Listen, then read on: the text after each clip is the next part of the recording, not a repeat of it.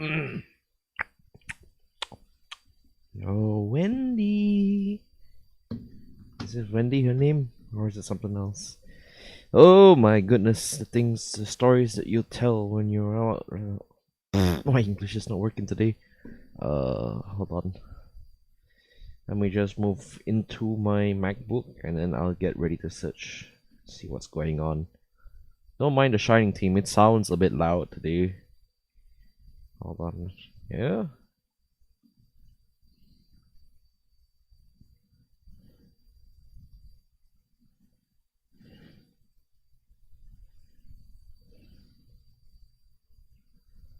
Okay. Let me just go here and open some stuff. Hello. Welcome to the stream. I'm just moving some stuff around real quick, so do give me a second. Okay, here you go. Hold on. Hi. Welcome to the stream. Today we're going to be playing. Wait, is it Apex stream or is it actually underneath something else? Okay, no, it's correct. Hi, everybody. Welcome to the stream. Welcome to the writing stream. Actually, today, I delayed the stream by 30 minutes because I spent quite a while, programming that new intro that you saw just now, and I really enjoy doing that. Like, I think I've been working on it for like the past few days. Hi, Mirul. Yeah. Welcome to the writing stream. Today we're going to be writing a small horror story that I had in my head, and the choice of music for today's intro was actually very symbolic of what I wanted to do, because lately I was watching a lot of Doctor Sleep, and it cooked up some memories of a place that felt very familiar to the setting of the Overlook, as it was in the Doctor Sleep as well as The Shining. So that was why you heard the main title song. And so that also influences today's writing, which is, well, oh, sorry. Sorry. It influences what I'm going to do later. So I hope you guys are doing alright though. Today is Sunday. Pretty odd day to start streaming, right? Because it's at the tail end of the week, and usually I would also spend quite a bit of time doing a bit of my usual. I'm gonna pull out Wally here. Bit of my usual stream schedules and whatnot. What I do want to do today is just write out what I've experienced inside that place. I'm not even gonna name it, because I'm pretty sure if I name it, it'll probably bring back all the ghosts. Where is it? The lights are on. I have everything on right now. Oh, I'm gonna turn on this light. Yeah, I'm gonna turn on this light because you have no clue how much that place scared the shit out of me. So, without further ado, we're gonna jump right. Oh! Why am I mirrored? Okay, that's cool. Hello? Why am I mirrored? I forgot why I'm mirrored. Give me a second. Let me just turn on some music as well. Oh no, okay, that just makes me upside down. Okay. How do I do this? Oh yeah, there it is. Flip. Okay. So anyway, anyone coming into the stream background, welcome to the stream. We just tested, the stream was delayed because we tested out something new, and today's story will be The Land That Shouldn't Be. As you can see here, this is the prologue. This story is gonna be worked on for a while. It's gonna be pretty long. So I thought I wanted to I thought I was going to, do something a little off kilter, or at least something of my own interest, because the last few weeks we've been holding the writing stream. We've been holding Wheel of Fates, which is a selection of stories which are pretty random, and how do you say this? They're pretty random, and usually they are like a selection of topics that I will spin a wheel, and I'll decide the topic to write on that particular stream. However, this week I had a story idea from watching a few Doctor Sleep. Okay, this is gonna be real life, because I got a few story ideas from watching Doctor Sleep and whatnot. So I decided, you know what? Let's write a story that's a homage to Doctor Sleep. So right now we're gonna go into The Land That Shouldn't Be, and we're gonna be listening to this particular user. I'll put the link in the description later. Actually, yeah, you can just look up here for the link. Whatnot, it's in my ambience list. So we're gonna switch to The Land That Shouldn't Be, and I'm gonna explain to you a little bit more about what I'm going to play. Oh my fucking god, it's saying that again. Hello, welcome, haha, pee pee poo poo. Stick around. But anyway, from this story particularly, mostly the influences are a bit Shining based. Here's the funny part. I've only ever watched part of the movie and all of Doctor Sleep, but I've never actually read the original book because it was more supernatural and whatnot. So yes, as you can see here, I've been working quite a fair bit on all of my stuff. So I took inspirations, or at least I remember tales of you know, creatures, our local folklore. So you can see the flying witch. I believe this is a Pontiana from Malaysia. Should be correct. As well as I don't know what this is. I just randomly came out of the Raven Beast. Could be fun. I have fought a few beasts, nothing that look like Raven beasts. And then the Cold Whispers is obviously a shout out to Metro because there is an actual level in the game where you can hear the same whispers inside you can hear the same whispers inside a tunnel. And so, for a bit of explanation, Junshi, he got pretty pissed when I told him the story about the land that shouldn't be. But after a long time of convincing him, along with like videographic evidence, hey Shark, welcome to the stream. I'm just explaining the land that shouldn't be, basic plot. So basically, after me and Tarn showed him proof that this place was really scary and shit, he actually ordered an artillery round to destroy the place. Because ghosts can't hurt you if you're outside their zone of influence. So yeah. However, I wasn't sure if the artillery shell did its magic. We saw the place burn down. Something else probably, but we're not sure. So I guess we're gonna go and skip all the introduction stuff because I think I covered it pretty well. I'm gonna start writing from the very beginning. Yeah, see, as I suppose we should start at the very beginning. It was a simple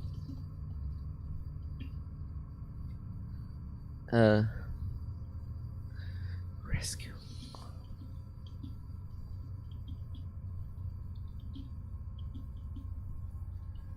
Also, the music is gonna be kind of scary because I intentionally want a somewhat horrific theme.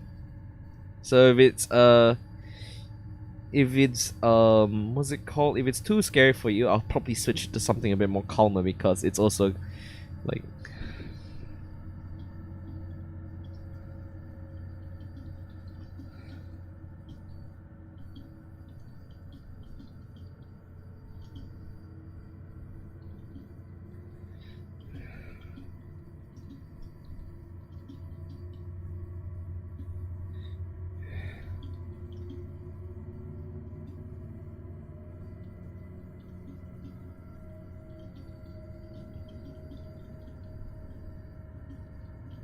On some kind, I think we're gonna go for like some kind of paper that is, I don't know, paper printing in my time. It's not exactly as refined as in modern day because paper degrades over sometimes, and the trees in our world not very solid. So yeah, so it doesn't make good material for paper. We still do have it, but there are times where you get given paper.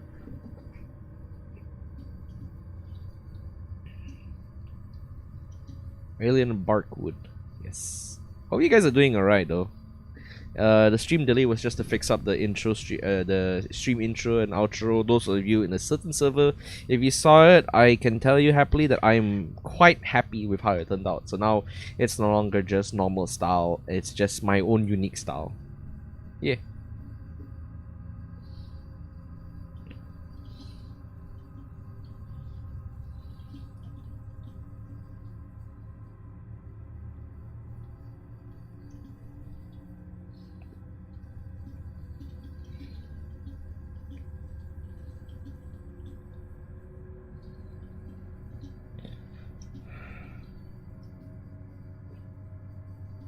Where's the way?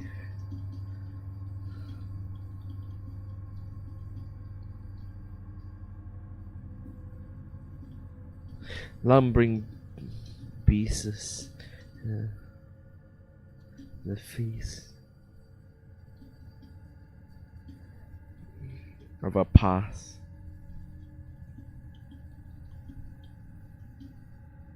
Ape. Ape, because when I think of Wyacks, right? Wyacks were like the first creatures I thought of this world. Or at least I'm talking as like the writer for Dylus. The Wyacks are huge creatures, basically. They resemble the Librarians. Let me just see, Librarian. Metro. They resemble this. As far as I can remember, I don't know what this picture's all about. They resemble this. Creatures of huge strength, potentially monkeys. But yes, this is exactly what I was thinking of when I designed the Wyacks. Something furry like this, hugely strong, tore off my arm, as you can see in like the. Let me just while you get out of the way for a bit. As you can see here, that arm where my right arm used to be, yeah, this thing tore my arm off, or at least a cousin of it. Does not look scary like this. But yes, basically that's it. So I was in this. Doesn't.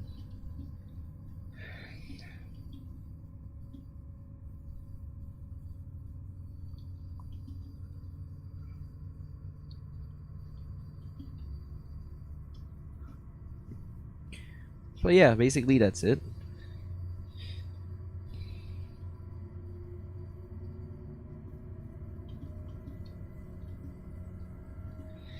The punch. There was a map actually. Let me just point out, right? This is gonna be using the detailed map that I found, or at least drew out for the Hollow Peninsula. So I'm going to open up my iPad and refer to it because I made the world already, right? The world has been established, and I want to make sure I can at least nail down a lot of the details that I can. And yeah, basically that's that. I just want to make sure that the details is there. Okay, well, you can come by now. There he is. All happy now. So let me see. Right here, as I can see on the map, I'm looking at my iPad right now. The events of this story, this real thing that actually definitely happened to me, takes place in the Pani Range. The empty coast is quite far away from the Pani Range. At least a couple of days in, not a couple of days, at least around 3-4 hours away from it. So yes, so an empty coast. Our old base used to be situated quite close to the coast, the empty coast basically, and it took us around a few days to find this place. So I'm gonna list out the events of this place in the Pani Range. It's one some god forsaken me.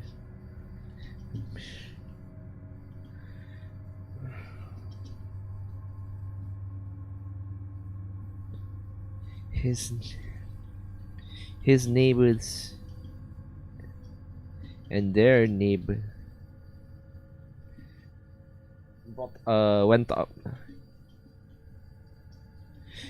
in arms and took off in ramshack buggies, chasing down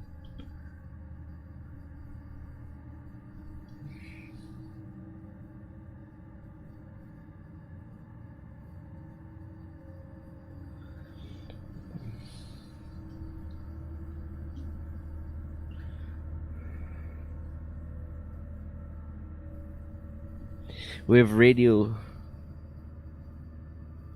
taken to ensure that they could relay everything they could about their hunt. Me okay, I should just probably set the text to 1.5. Okay. Hopefully you guys can see this, right? Okay, yeah, you guys can see this. Okay, so really everything about their hunt. I slowly read through the contract. I gleamed that the hunt went initially well. The father had noted. Is it gleamed? From the unsteady handwriting that the hunt gleamed. Okay, yeah, gleam. Yeah, here's the thing. You don't write gleam, right? Gleam is basically Okay, let me just pull up the definition of gleam. Gleam basically meaning is the shine or something off a surface. Now, glean, I'm doing this for myself because I also mistake gleam for glean. Glean is this: obtain information from various sources, which is a synonym from get. Glean is a more, prosaic, more colorful way of saying I've got information, and I've been trying to use it as much as I can because it's fun. I noted a kill a day suitably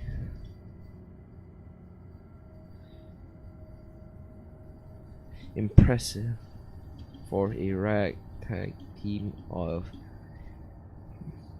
I don't know how you say it. Scabs. Well, I think we can just call them civilians, right?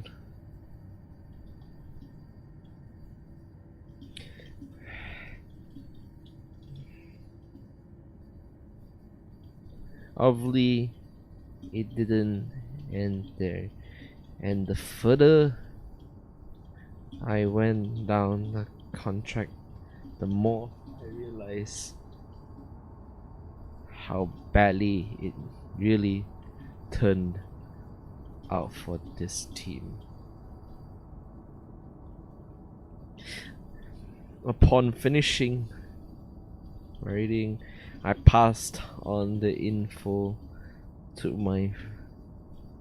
the pursuit special. So like basically, in case you want to do this stuff, right? It's okay, real.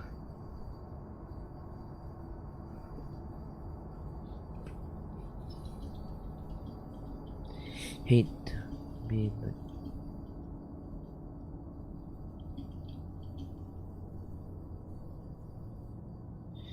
especially if he knew what we were about to uncover. So basically that's that. Also, my pants is feeling tight. I'm wearing underwear because I don't want to do anything dumb.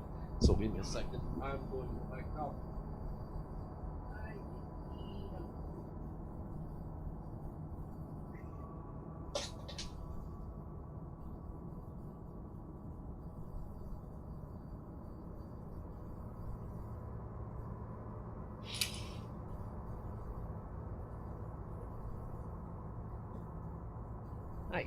No more. Yeah, cause I like the way underwear.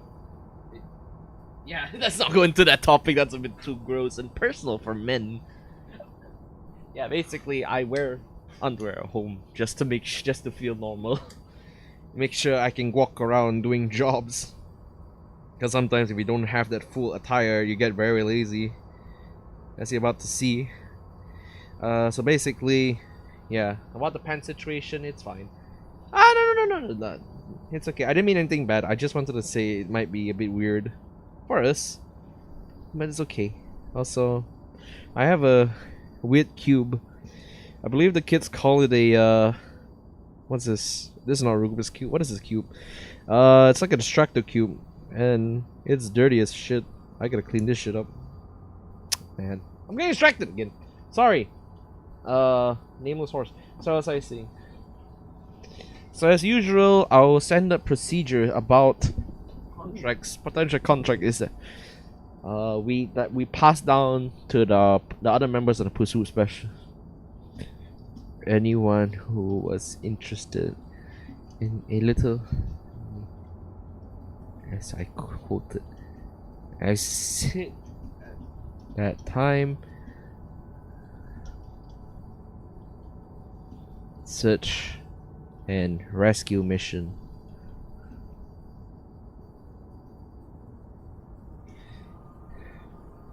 In an easy search and rescue mission.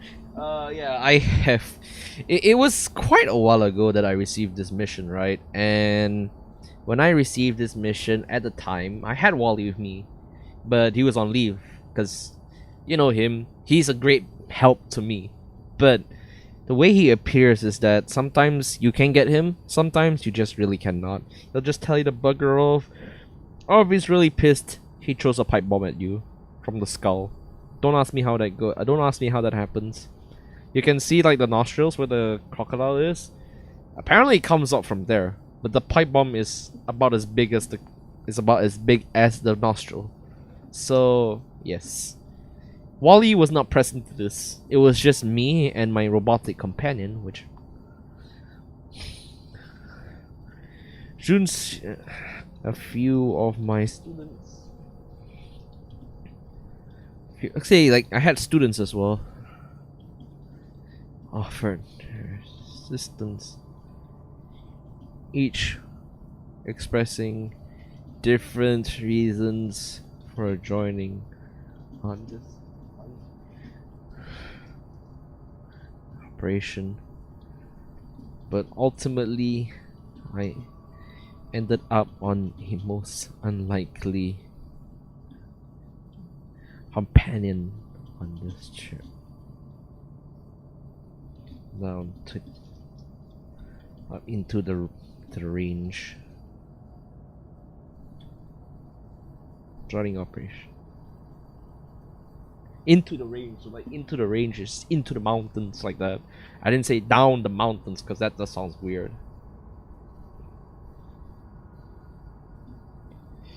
Usually it was more keen on recovering lost relics from the warp soul. So Tarn is interesting, a character, because he is a machine. He is built to learn, and when he is built to learn, you have that, you know, that need to discover knowledge. So Tarn was more of a scavenger, and battling looters who pillage places.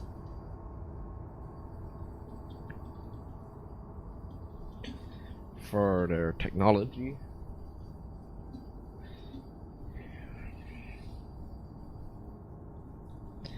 Perhaps it was also keen on training combat data, which was why I suppose it wanted to tag along with me. Who is this, you may ask? A newer part of the Teman. Teman is basically the social circle. If you oh shit, what happened? So basically, the Teman is a group of friends, a group of close companion at the time. A synthetic combat life form whose designation was T4RN, as we had read off its did you say combat biometrics? No, I don't think you can say that, right? So basically, for a sort of shell in clear English. I think we can just say English is better, because I wanted to establish at the time we didn't know it was called English. We just call it English. So that's a bit of a regional change. Over time, language can evolve, and sometimes the terminology for them can also evolve. So English can turn into English. Partially, I prefer to call it Tarn instead of T4, as it gave the spry robot some in name alone.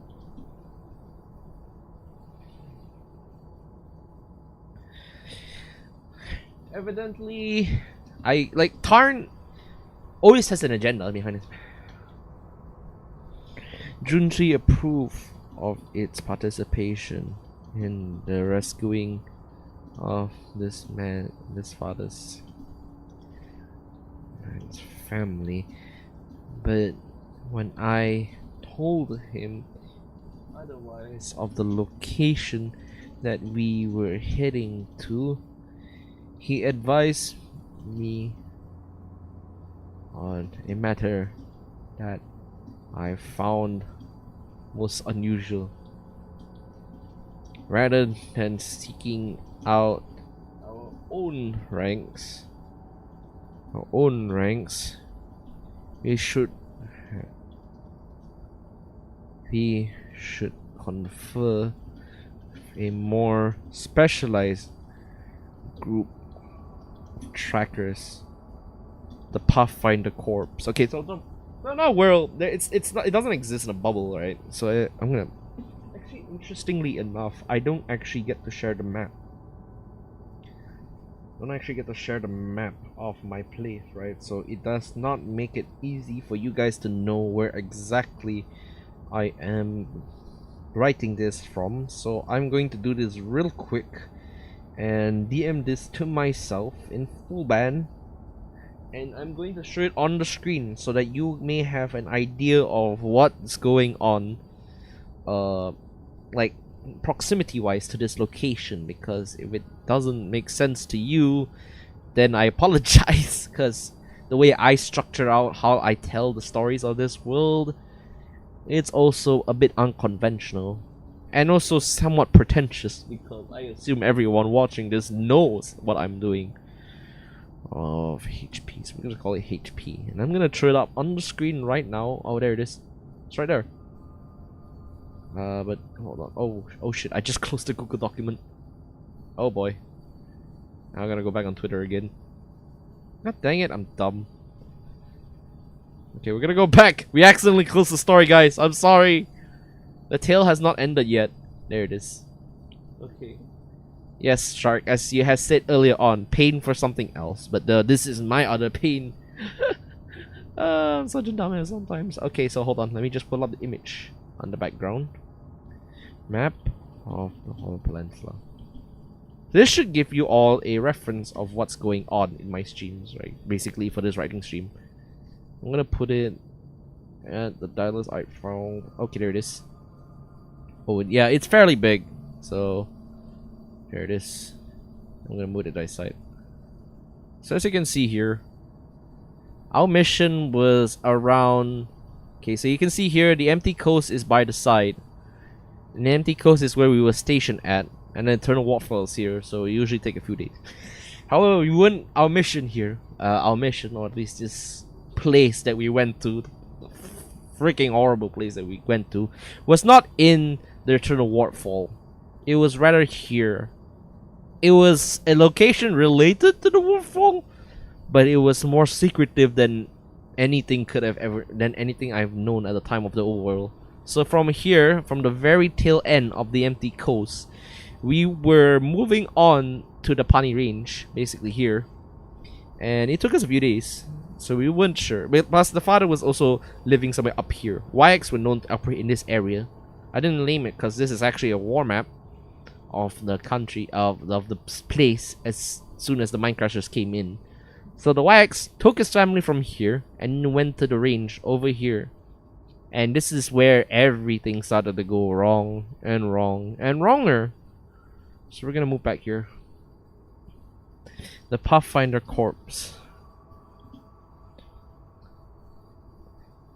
I was more surprised that he would admit to being less skilled in the art. This, considering that we were at the time still one of the best hunting I think we can just call ourselves a hunting company.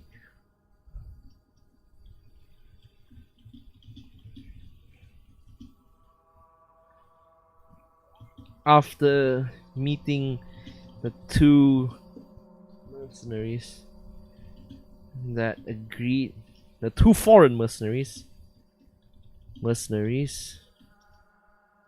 If you can hear the sound in the background, it's also because the man of the house is now vacuuming the place. So yeah, I apologize, but it's okay though. Oh, there you go. The scary music is starting up again.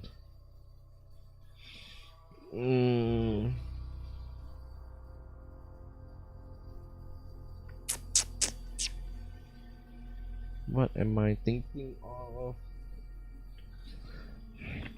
And seeing how they navigated the range, I surrendered to humility. I had learned a lot from the Pathfinders since, but doesn't stop me from simply telling you all how I was haughtier than being younger and more foolish does opens you up to a lot of learning experience.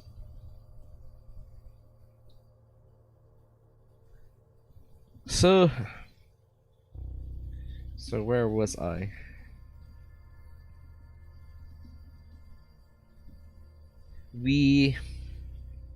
It took us a day to reach. Right.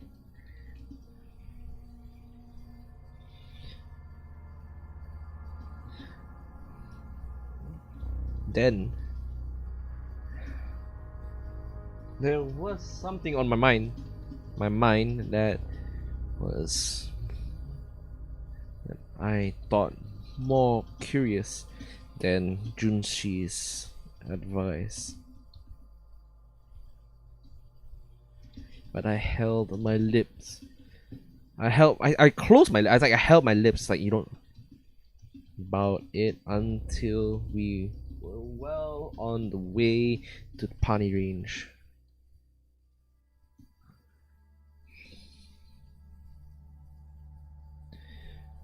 In essence, my curiosity was centered around Tarn's. The god of English. No, Shark, I'm not the god of English. Basically, since you grew up with it as a mother tongue, how, like, I admire some people who can speak Bahasa Melayu very fluently, as well as Chinese. I admire them because when they start putting it down in words, that's where the real magic comes in. Because when you talk about it, like when you talk casually about it, you can resort to creoles and basically all these short terms of words that'll make talking a lot easier. Malay, it seems to be prone to that, as well as English, where you can just shorten down things to bruh and whatnot. Yeah, unironically. But when it comes to writing and you want to express your you know how you want to write a particular tale or recount something, basically, you need to make the full use of your language. That's why, in as much as my memories go, you can actually tell, like, how I get this experience and how I read when I read foreign stories, right? You know, one typed in Bahasa Melayu, I also admire them because they put their words in a way that I cannot even imagine. Because Melayu is a very fascinating language. I'll tell you more on that when I actually decide to write a story in Bahasa Melayu, because that will actually be interesting. My Malay is rather quite poor. If Siggy's still here, you know what I mean. Because it happened to us. Okay, yeah, there's a story where I thought we were trekking, right? And I thought that we had to we were resting. Siggy and I were resting on the trail, almost on the way back to the nursery of Taman Tugu. So basically what happened was he was sitting down, and then there were two Malay ladies that came over, and although at first they said something in Malay, which I translated roughly to, "Can you help us take a picture?" The actual meaning of what was said was, "We wanted to take a photo here. Could you let us take a photo?" And that was the funny thing. Yeah, that was the funny thing. It was like the difference I gleaned on that was very much different meaning. And then Siggy just stared at me. It's like, "Bro, the hell are you asking for?" I was like, "Shouldn't we offer these people like a new seat or something?" I was like, "No, they're not asking us to take a photo. They're asking us to move for them." And I was just standing there, very confused, and took me a few seconds.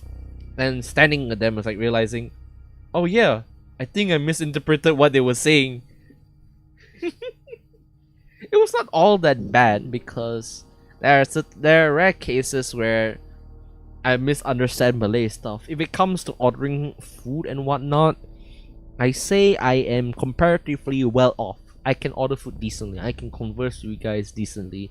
I've been on voice call a few times speaking Melayu, and there's some words that I don't understand, admittedly. Some of it, like, even familiar words like juga, I forget time to time what they mean. Right now I don't even know what it means. But I back up my understanding of stuff with my understanding of linguistics, so I can glean on a meaning of a word, much like in English, on the context of it, basically. So yeah, that's what I mean by how. So yeah, that's basically.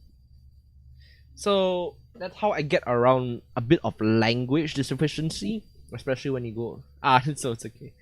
That's how I recover from language deficiency, because when you can discern a meaning from a sentence purely by the way that the sentence being spoken, intonation and whatnot, it actually makes conversation a lot easier with foreign people. So enough about that, we'll move on back to the story.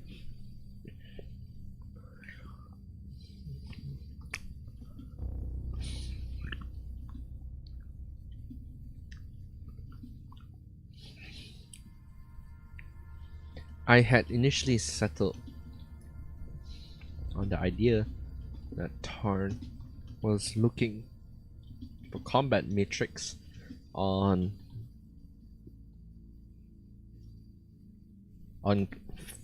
countering Wyacks tactics, as it was. This was because, partially due to my... Why don't you say sorry, I don't understand Malay? The thing is, sometimes you get... Oh, sorry, there was a bit of spit in my throat. Sorry. I do say that actually to a few people. I do actually admit, yes, I don't understand Melayu. So, at that moment, right, I thought I had understood them, because before that, there was a person who walked up to us and asked us to take a photo. And I thought that person's request was very similar to how these people were. So my mind put one and one together, and I was like, okay, you know what? I think this person is also asking us to take a photo. And it turns out, nope, that was completely false. Yeah, so that's like a very invalid way of saying, of contextualizing someone's phrase. And that's, yeah, so that's another thing that you have to watch out for in case you want to talk to foreign people, because sometimes they may sound like the similar thing, but it's completely different sometimes. Hi Mirul, I hope you were listening to my how Dylus botched Malay Communication 101. It's not too bad, because as far as I know, it's an actual thing that social linguistics actually tells us about, because I'm doing the university course. It actually tells you how sometimes, even with context, you can actually mess up understanding a meaning.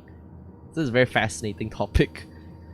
It's like communication failure. In this case, though, it wasn't as bad.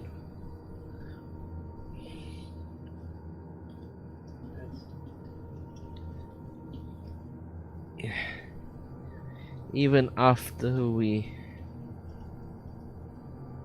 at the time, the machine was rather aggressive for a self-learning AI.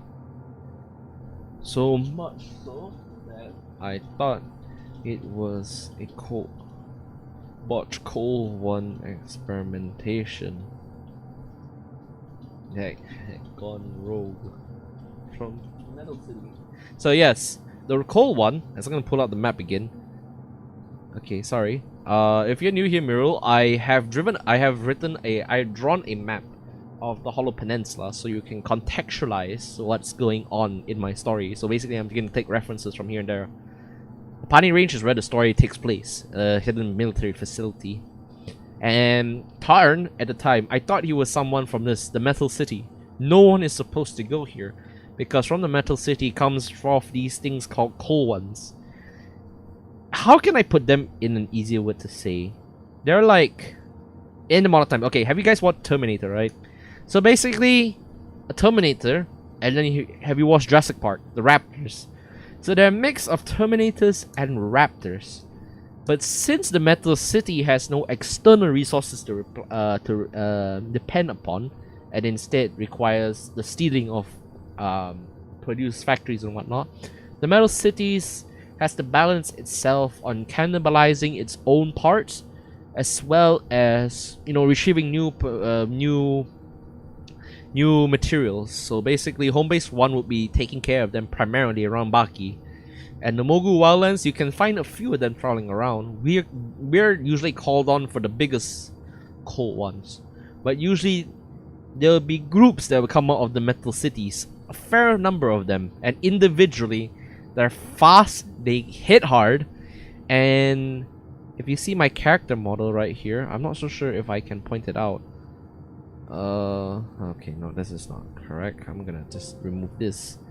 Oh no, my armor doesn't allow that. Basically, on my armor, if you were taking a look at my character sheet, I managed to I sustained some pretty deep gashes from them the last time because it's tough. Those claws, they hurt like a bitch. If you're not reeling back from the sheer impact when they hit you, you're probably going to be suffering from some internal concussions. So the Terminator Raptors like things. Yeah, basically yes. I understand most of you will be Malaysian. Basically, yes. I realized when I put this aside next to our Peninsula Malaysia, I can see that there are some states here that are match up with our current day. So the Eternal Waterfall is where Pahang used to be, right? Dutch, basically, Dutch Home Base 1 is Negeri Sembilan and Kuala Lumpur mixed up in slang, and a bit of Selangor here. I think you can see here a bit of Home Base 1. Lanun, somewhere around Selangor. Regalia Merah took up most of where Kedah was, or is it? I don't remember. Yeah, my Johor Bahru though is where Johor Bahru and another country by the name of Singapore here is where the Metal Cities and most of the conflicts between this robotic coal kidnappers. We're gonna call them kidnappers because sometimes they take people, and where most of the conflict comes from within this particular region. Mogu Wildlands has a fair bit of fauna, but occasionally you can see coal ones just walking around them. And Pani Range, as it used to be, I think was Cameron Highlands. Sultan's Tomb, not sure. Malacca is somewhere between Dirge and Home Base 1. Baki, partially of Johor as well. But the main focus is that in the future, where I'm from, there is no such thing as borders as much as there can be. Some borders are established because there are particular areas that we don't mark.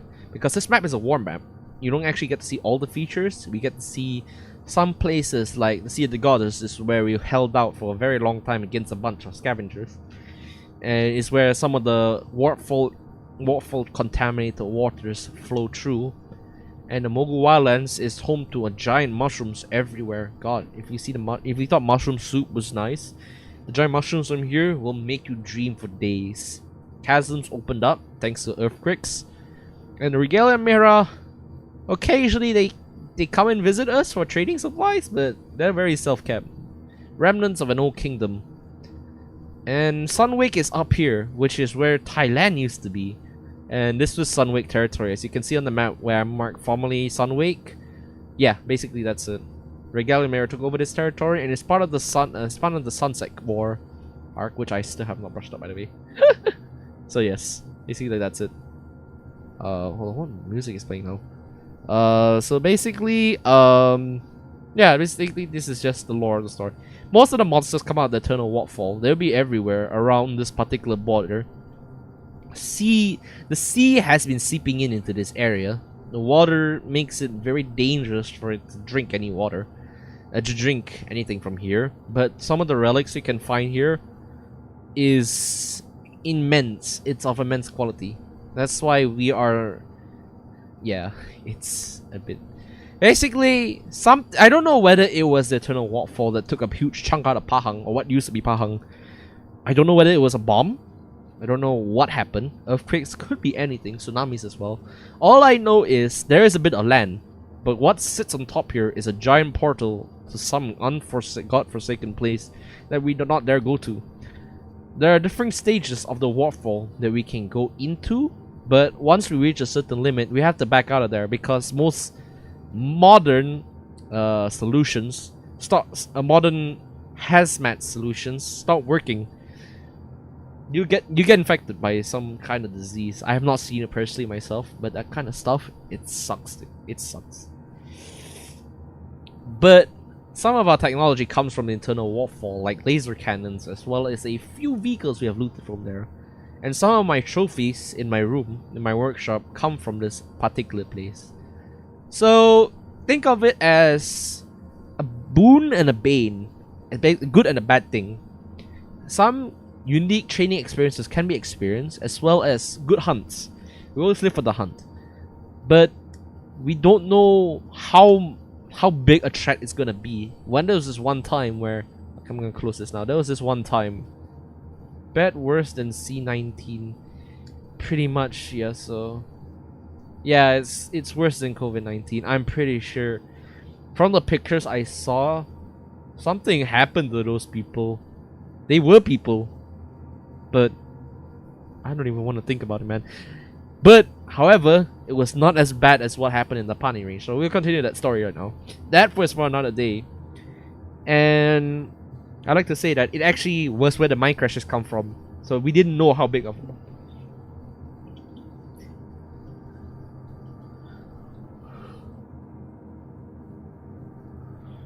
So much so that it was worse than COVID-19, trust me. It was pretty bad.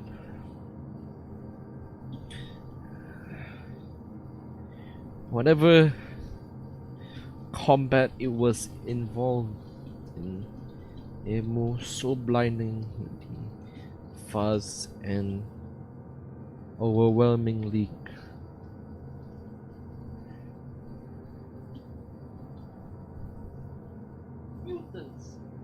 Mutants is a catch-all term for some things that have evolved over the time. Because technically, if you can see my face, I'm technically a mutant.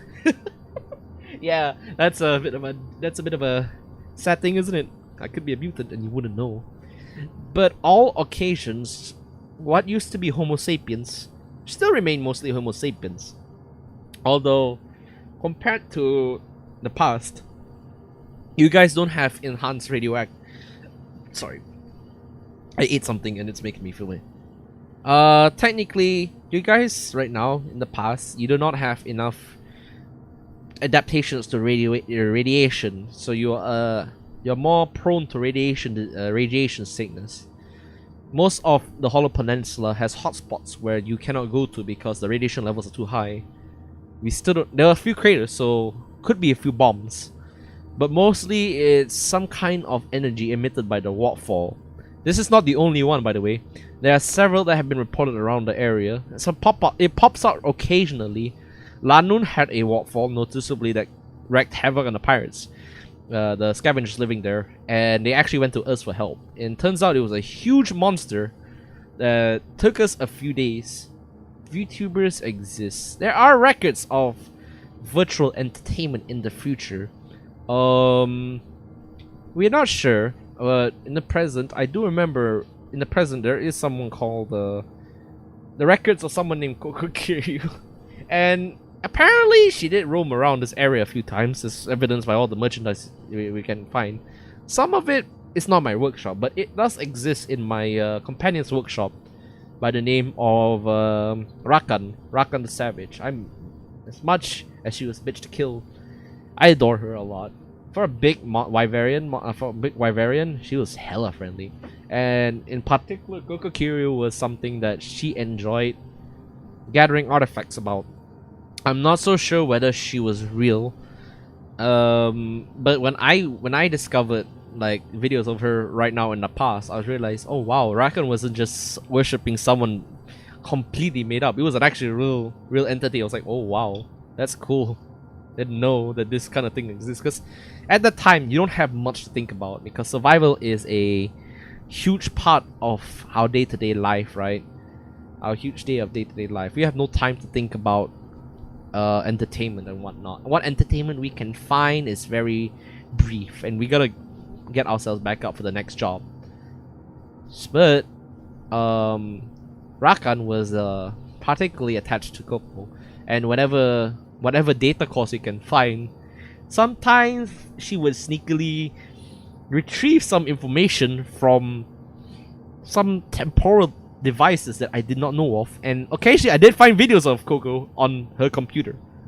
And to this day, I thought they were just made up, like entertainment from the Metal Cities, but it turns out no, those were real videos. And yes, those videos had fuck in them, a lot of them, and they're fun streams. I gotta say, Coco Kiryu, hot AF, good bond. Tail's fake though. Rakan had a bigger tail than yours. Actually, she didn't have. But don't tell her that. It's alright. The future is not that bleak. The Hollow Peninsula is a new world. Its victim. Its targets. So overwhelming.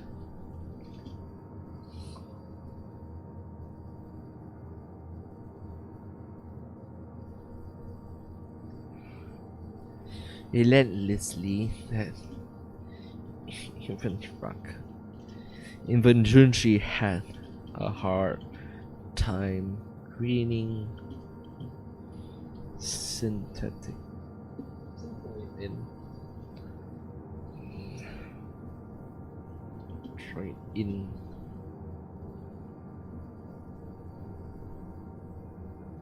weaning the combat droid in. Don't be worried. They're still around to some extent, but it's around, I don't know. Those videos I found were also quite interesting because you know the time difference between my period and your period is about half a millennia in. 500 years from now, I will be born, and I don't know how long will that last. I don't know. I was quite surprised that Coco had survived 500 years of human evolution. I don't know if she went to space. I don't know if she went to other galaxies. But she survived for that long, and that's impressive record for a bite. Because data storages and how things are treated in this current timeline, things are forgotten very fast. So yes, you have that to look forward to. It's not about whether they exist, it's about whether they're remembered. And she was definitely remembered for over 500 years. On its off days. With a tinge of sarcasm and snark. Maybe, probably. Its vocal unit. In its voice, electric voice, I swore it was better. It was just a manually operated machine that was being controlled by a pretentious little prick living somewhere up north. So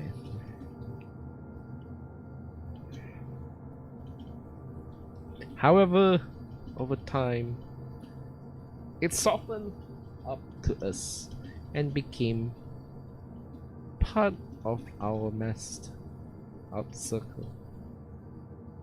It did not, however, save it from my suspicions about its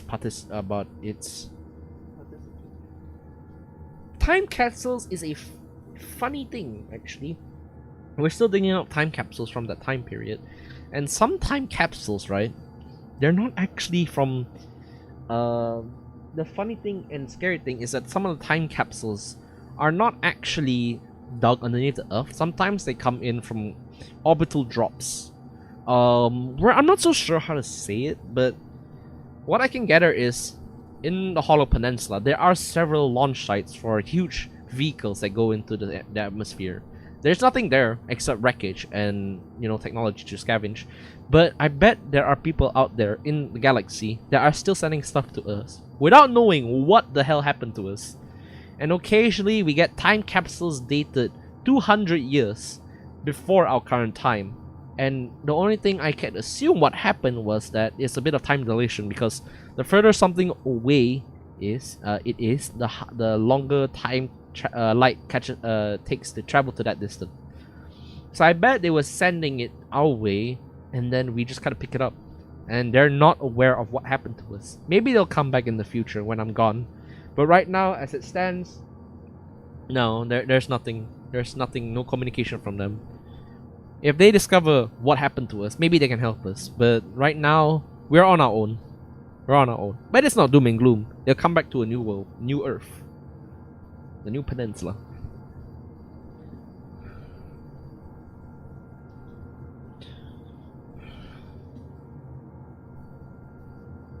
So that's okay. We're gonna go back to describing Tarn.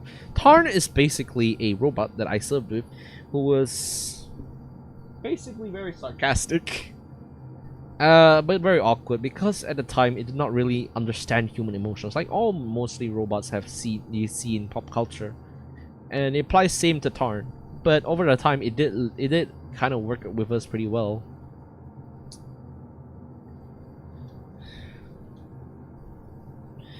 Whether I was right on the money, I could not.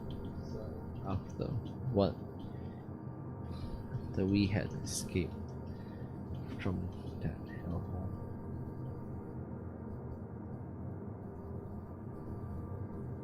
Anyway, let's stop talking about Tarn, because we need to focus on the plot. So let's see here. It took us a day to set up an official cooperative operation with the Pathfinder Corps.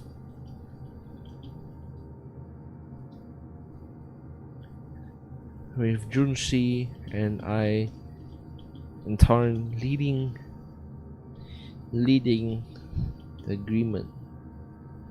Actually, no, not Tarn. Actually, I distinctly remember I was one of them. Was it? Yeah, and I leading talks and with their headmaster. I don't really remember his name, but all I do remember is that he was named Gorge. Not Gorge, dumb. Hermes.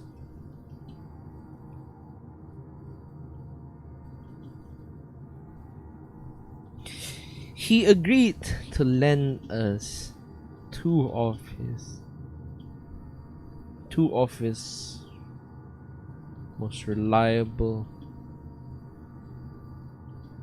veteran Pathfinders. In exchange for 40% or 40% of the pay we were going to get, we would receive upon retrieving this man's family and whoever we can find from the village. And soon we met up with Kloss and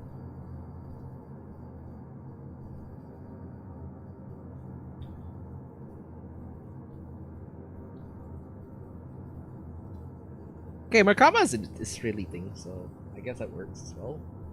So these were two individuals that I met, and they were kind of cool. Hold on, I'm gonna loop this real quick. What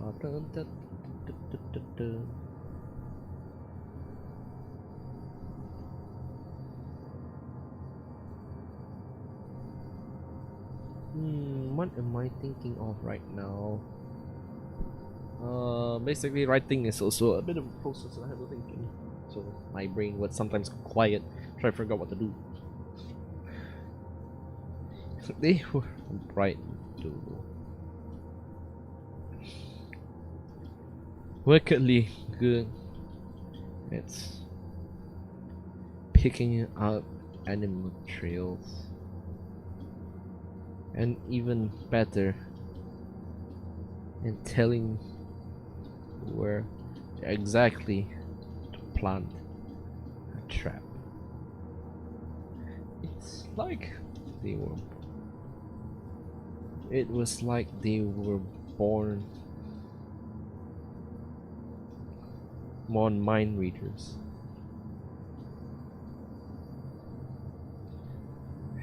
Showing us how to catch a dirge. Not Durgian.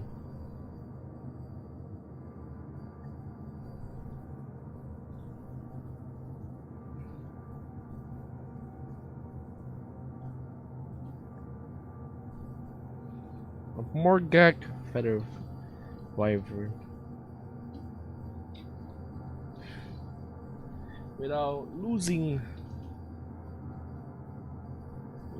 wasting too much time.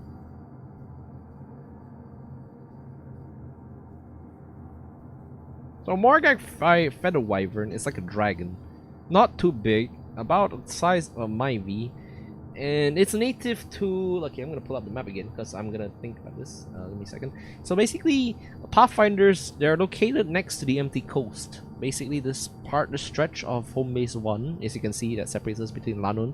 They were closer to the Pani range, around here. So they usually made their homes in the middle of Lanun, the trio, Lanun, home base 1, and empty coast. Pathfinders made their base here, and the Morgak feather wyvern is a creature that is notoriously hard to catch. It is not aggressive. Its meat is hella good. I feel like it's a mutation of a chicken, because it does taste like a chicken now that I realize it. But they're not easy to catch. Very hard to rear because they don't do well in enclosed ones. So to catch one, you need to go through a very rigorous set of procedures.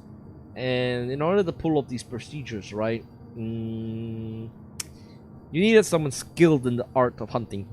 We were good hunters, right? And we were good trappers as well.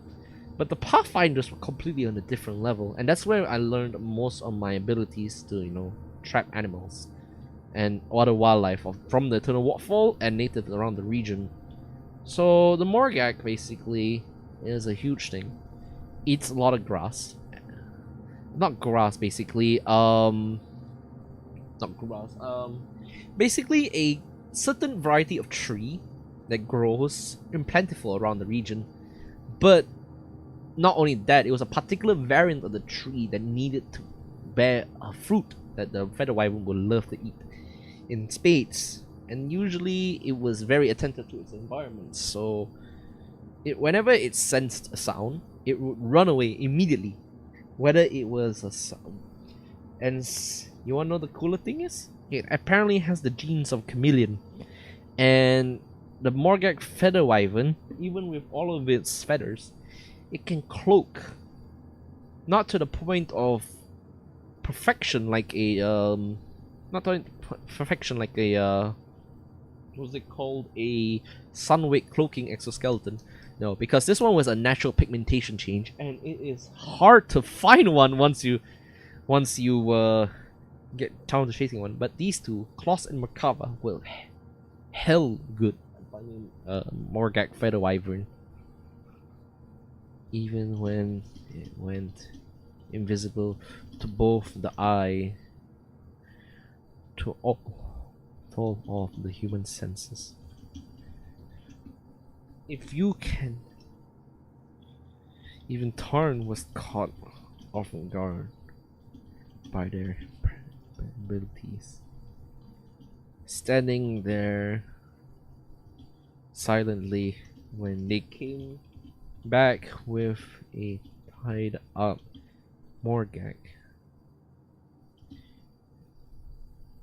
In less than an hour, That's a day, because you needed a day to catch a Morgak. And basically this.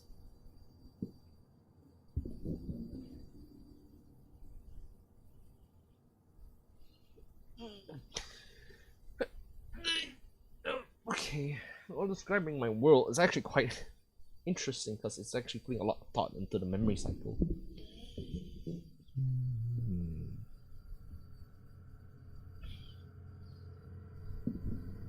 Blinking in all sorts of colors from its external cameras, from its lenses. We became fast friends. I was fond of talking with Macabre, almost too smoothly so, and I knew that Junshi had made the right arrangements with Hermes for these people. It makes talking about what happened a lot worse. Trust me.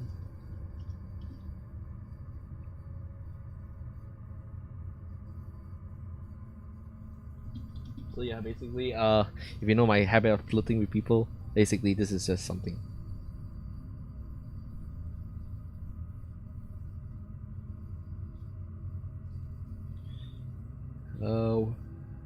What am I thinking of?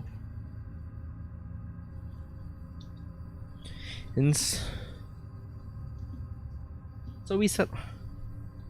So after we had gotten acclimated with each other,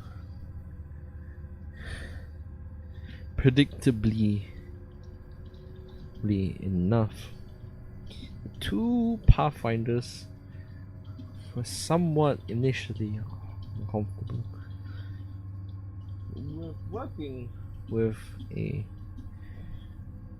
mean-looking combat syntoid. Is it droid? Droid. Combat droid with who had a sixth sense of humor.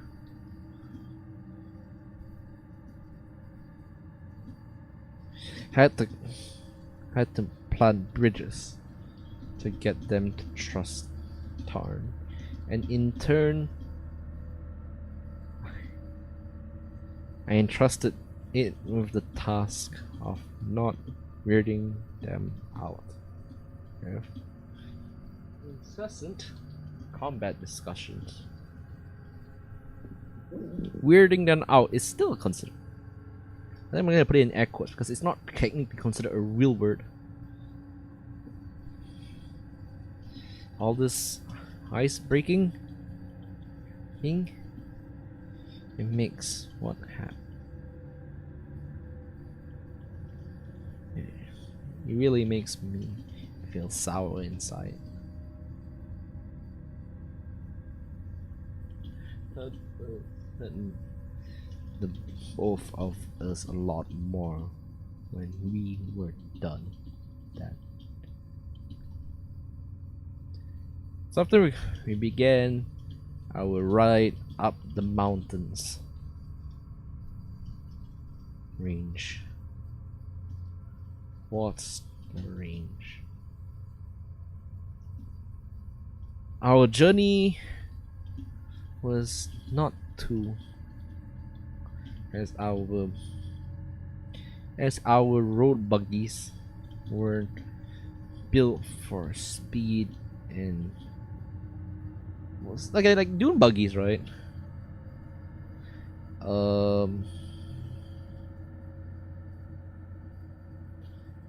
What's it called? Dune buggies are fast by nature, and the way that we made them in the future is that even the armored vehicles, they needed to move fast. The pursuit specials were built for agility and to move fast. We were not meant for prolonged warfare. The Sunset War taught us this well, and when that happened, Junshi authorized the sharing of technology with the Regalian Meras in order to get some more more hardier vehicles. So this was before then, or at least yeah, this was before then. This was strictly before the Sunset War, and our road buggies were pretty decently armored. Well, no, not decently armored, very fast. The armor was weak, but we relied more on our accuracy and our ability to take to launch surprise attacks on raiders and whatnot. And for monsters that were huge and bulky, like the brute wyvern that we fought from the Eternal Waterfall, the blue thing had slime all over it, but their eyes were just completely purple, man. Blew the shit out of everything, and with that, we had our buggy speed around it like crazy. Because when you have something that big bearing down on you, armor does not make sense. Armor will be pounded down, will be shredded without a single thought. So we threw away all of our armor, and it was not until the Sunset War that we actually start outgunning ourselves. And basically, at this time, the road buggies that we were doing were built for speed. As our specialized road buggies and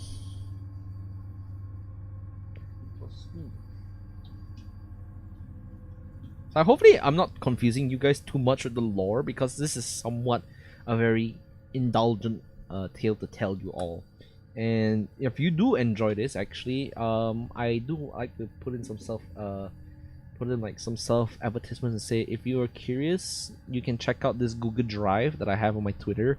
I will occasionally post story updates to my journal, to the stuff that I write there. Some of it may not be based in the Hollow Peninsula. Some of it may be original stories, like the writing stream stuff. But the story firmly takes place within the Hollow Peninsula, and so we will continue on.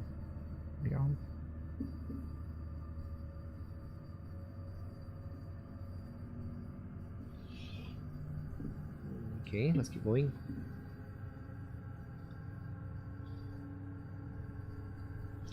It was mobility and speed.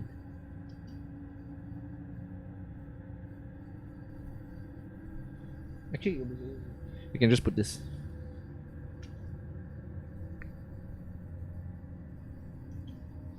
But it's not too long, really. The scenery was great. Yes. Witnessing all these strange flora that pop up in the absence of the old world.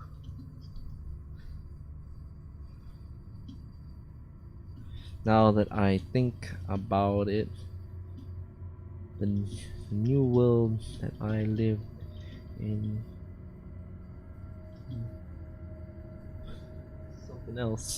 it's something else. Story that's true, yet most people now will never believe me when I tell them so. But my eyes captured the places we went to on the way to the range. Seeing all these strange manners of carnivorous trees, herbivorous reptiles, as well as migrating amphibious giants, and realizing how much things have changed since then. I was a sucker for keeping these images in my mind.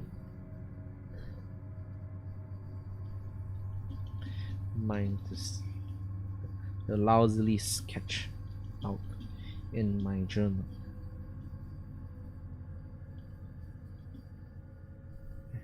and then it was a shame that not many within, and then nobody else in the Teman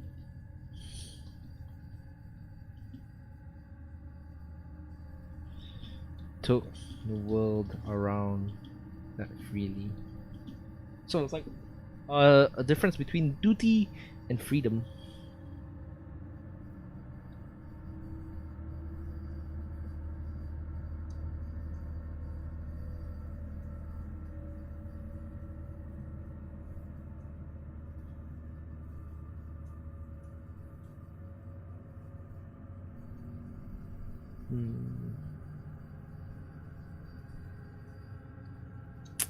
What am I thinking? My brain is spaghetti now.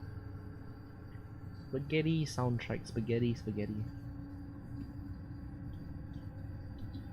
We had duties to share.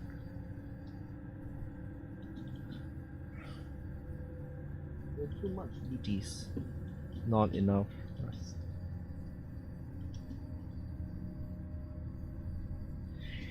Now somewhere else.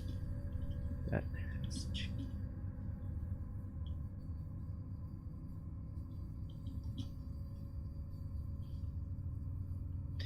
Our speed buggy, our road buggies were built for speed, ability. The latter we found most reliable as we ended up driving further and further, deeper into the range. However, we began to discover the rotting corpses of both Wyacks and human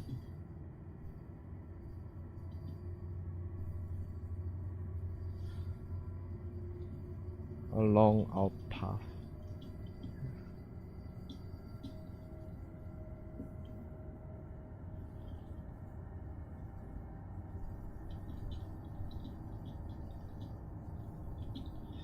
By either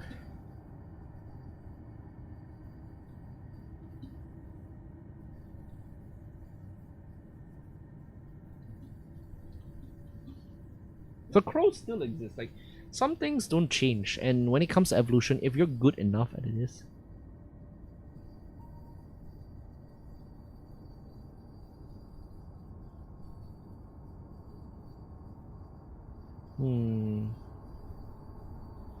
basically, right? Crows. Okay, so I was going to talk about a point when some things in the future don't change. Cockroaches still the same as they are 500 years from now. Crows are an interesting thing because there are derivatives like the raven beasts I brought up may not be real, but it is within theory that they have changed them all. But apparently, from what I've seen in the modern times, birds, some of them have split off to form more dangerous forms, more primitive forms, more prehistoric stuff. But crows are the same actually. Crows have remained.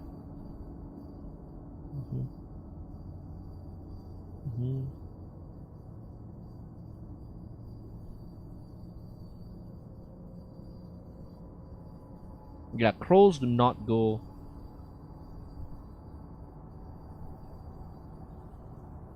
Yeah. Yeah, sorry, I lost my thought. Okay, let's go.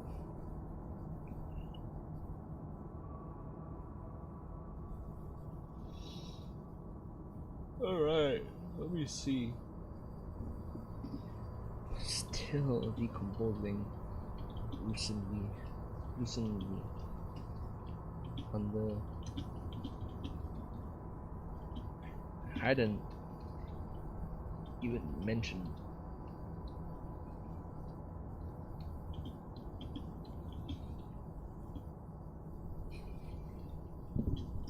Still true to my heart is a sign of things. It's important. fortune or disaster.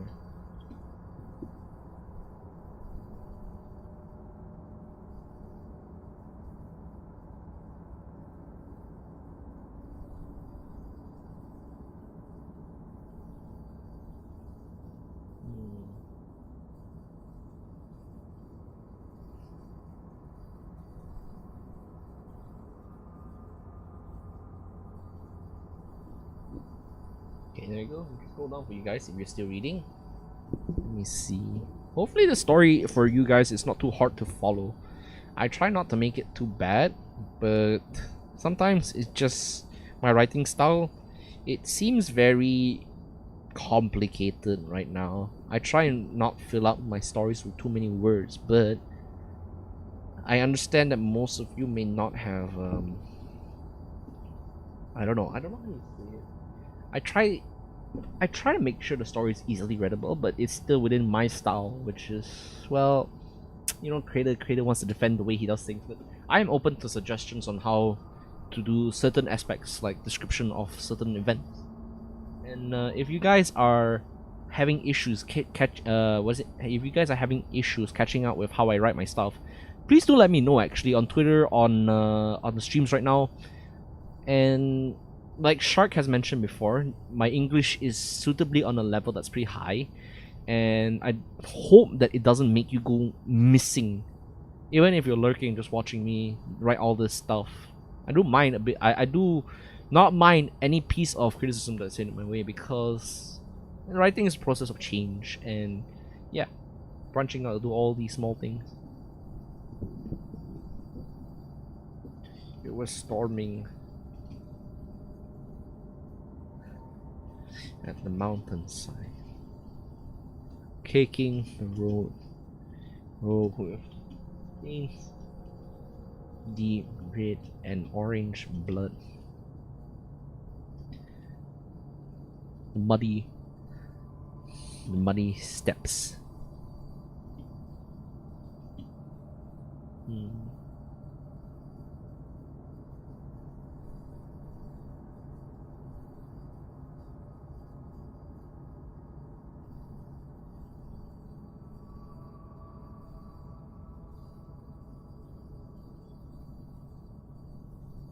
What am I thinking of?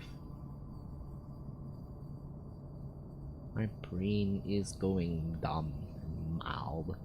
What am I supposed to write about?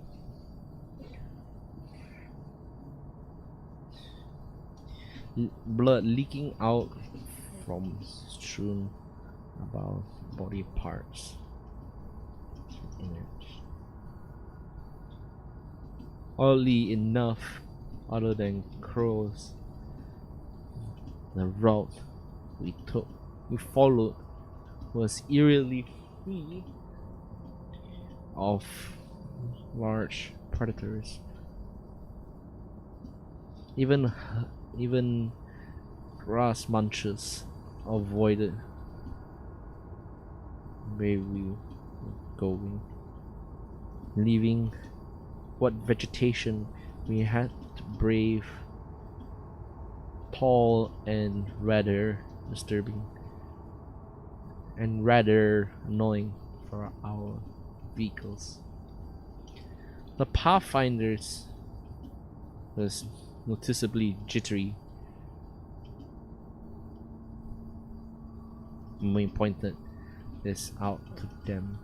But Tarn, I think Tarn would be pointed with observations. It's hints about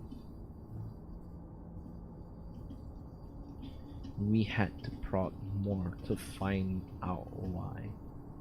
One night at the side of the road next to our buggies, I tried to gently coax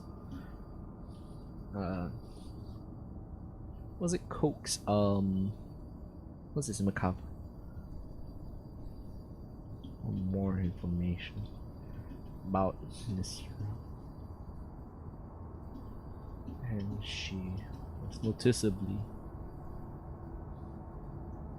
the response I My regard was almost hostile under making me all the more worried where exactly we were going.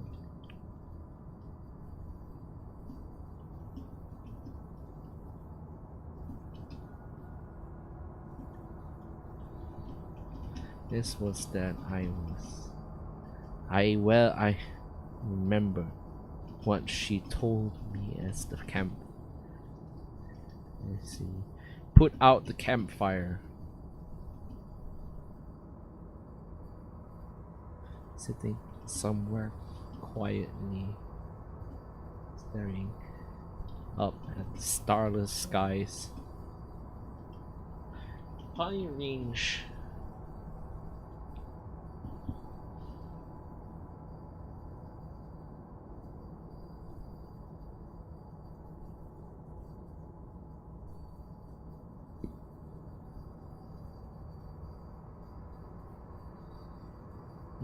What am I thinking of right now?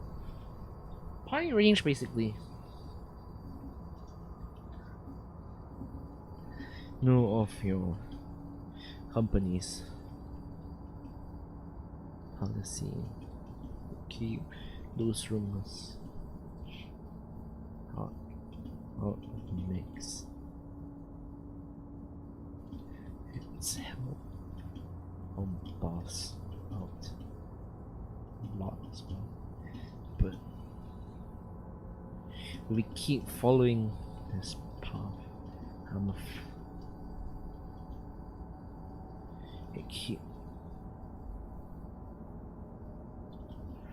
We follow this path,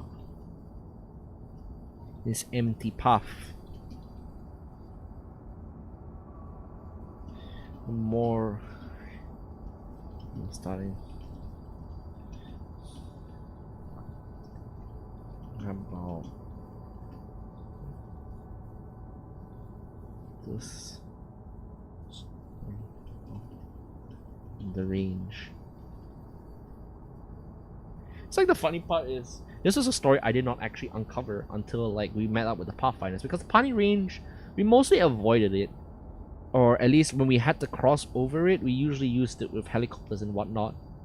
And when we had helicopters we did not see anything at all.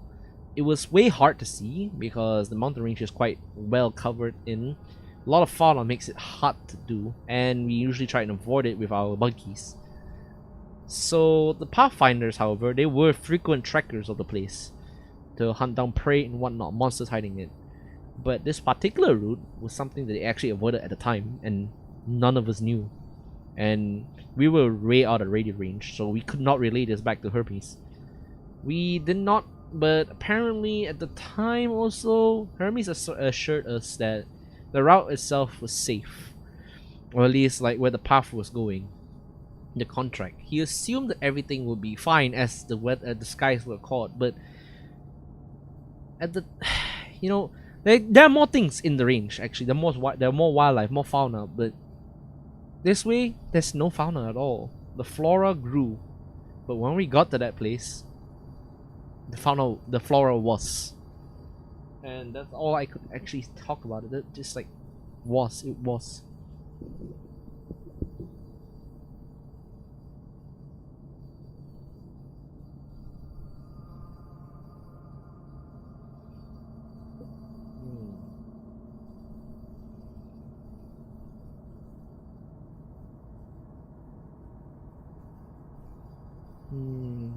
Is this okay? I don't wanna acknowledge you guys again. I always, I mean, sorry, that came off wrong. I always love the chat, but I feel like the soundtrack is a bit too scary. Do you guys want me to change it?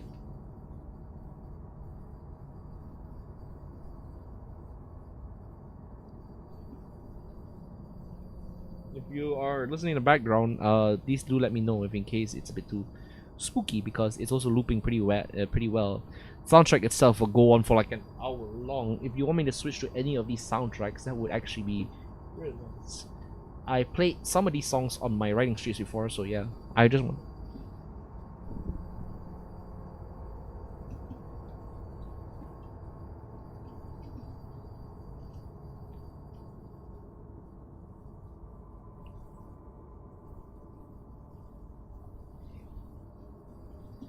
time, I was firmly in cahoots with Junsi's policy. I kept an open mind about it, but I automatically assumed she was reciting something told to her.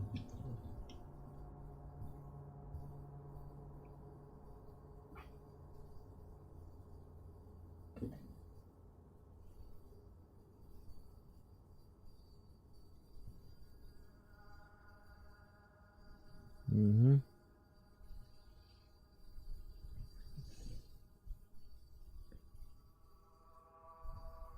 What is my dog doing? He's eating something good. Hey! Let's see. Here, blah blah blah. Dun, dun, dun, dun, dun. Oh, hey, yeah, I'm okay, Shark. I realized today was a bit of a sad day for everybody. I heard news about Mio's graduation and all that. I hope you guys are doing fine. I hope that didn't bring up anything. I'm sorry I couldn't catch it actually. I was quite busy doing my loading screen and whatnot. Plus, we were out eating at the time and I was looking for food. So I hope you guys are doing fine as well if you were catching up to them. If not, I offer my best support as I can. Because times like this is when grief overloads you, and I'm no stranger to grief, inside or outside of character. But the best thing we can do is lean on the shoulders of our friends. Yeah. See, that's a good thing about everybody who watches me, and I'm very grateful that everyone is able to just say you do you. But I want to be more grateful and more generous to everybody, not out of the need to appeal to everybody, but the need to feel the need to be what's the term ready? The need to be altruistic to all of our causes. I may not be the best at helping out people with emotions, but I am always open to for everybody to listen to talk to. And in case any of my viewers hug. Let's have a hug. I gotta draw Dylus hug one day. Anything that impacts my viewers, I do want to know if it's something that we can chat here in the free time, because this is technically when I have my writing streams. It's also considered free talk actually. What did I eat? Actually today I ate herbal duck soup by an auntie that was in Jalan Lucky Garden, and it was great. Also my throat is really dry. Lucky Garden herbal duck soup, and the duck finished fast. The man of the house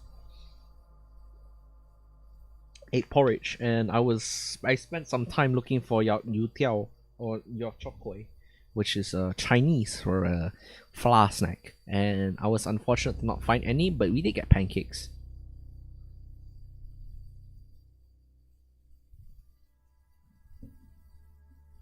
I'm curious, what do you guys eat as well, since Shark?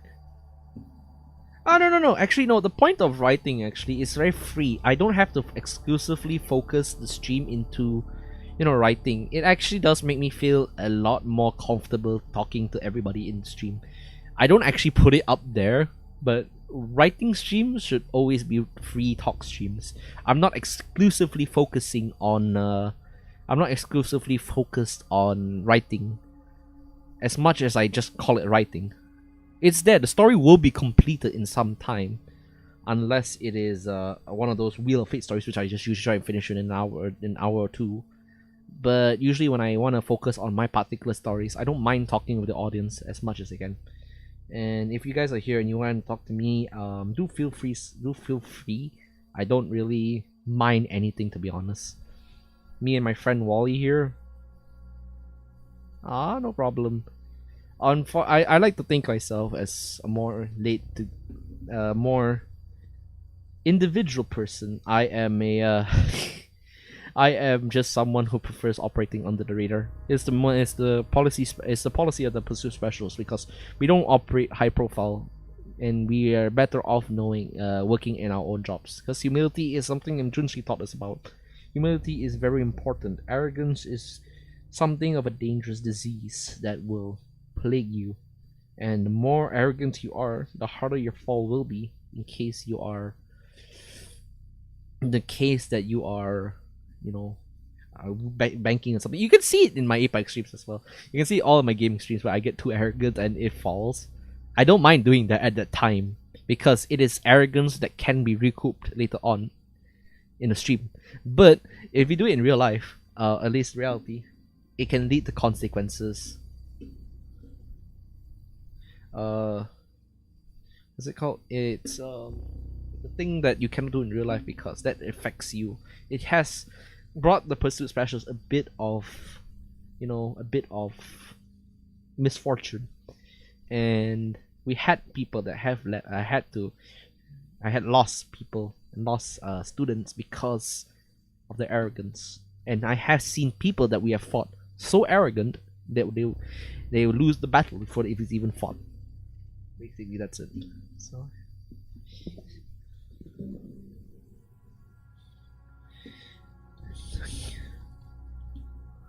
Cursed path where no creature save crows.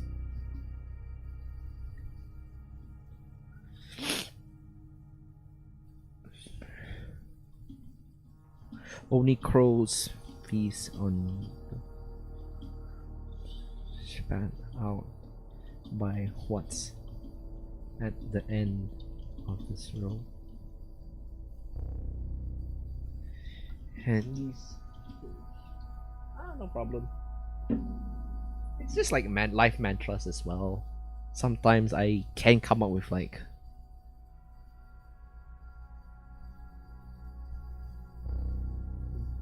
things like that. Have eyes. Not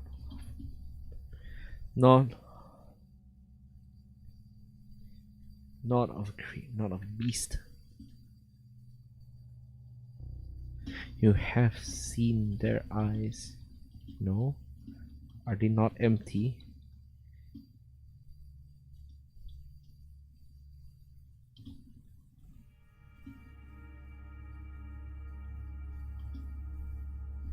Cause have. There's nothing in them.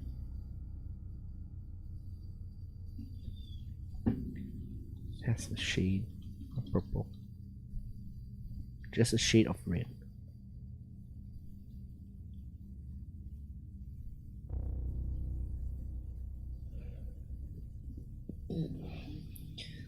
One perched on the trees above us. Have you noticed them?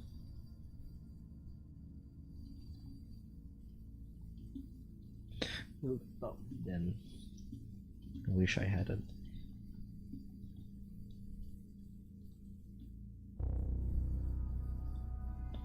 Because there's a lot of them. My first thoughts, it was just a tree. So this is like my attempt at working with my attempt with working at horror. No, second attempt. The second try at doing horror because I like doing suspenses, but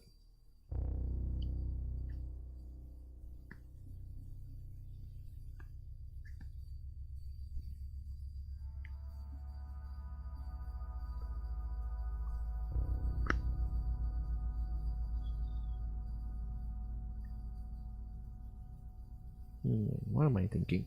It's like the sight of crows on top of you is scary enough. You can hear birds, but if the crows don't make noise.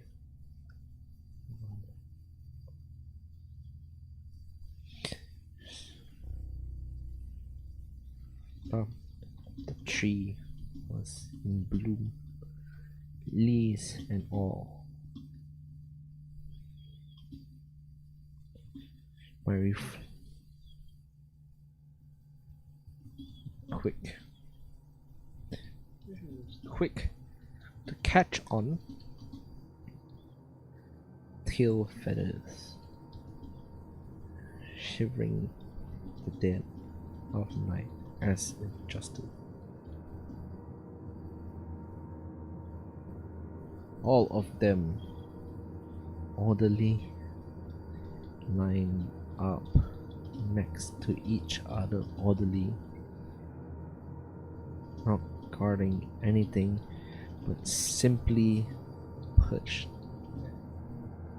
Yeah, you don't like the jump scares. This one, not so much jump scares, because as I remember about the original inspiration for this tale out of character, this was actually very much a Shining story. Because the Shining itself was in the original in the original retelling, it's more paranormal. This one in the Kubrick's version was dread. Dread needs to for horror stories.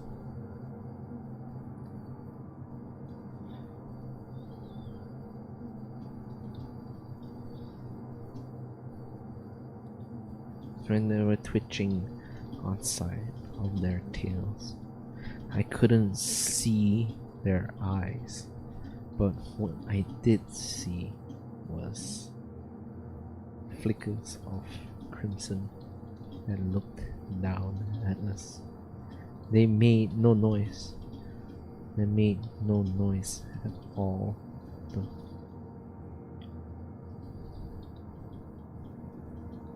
One thing that made me instinctively reach into my buggy to shoot them all. Scare them away.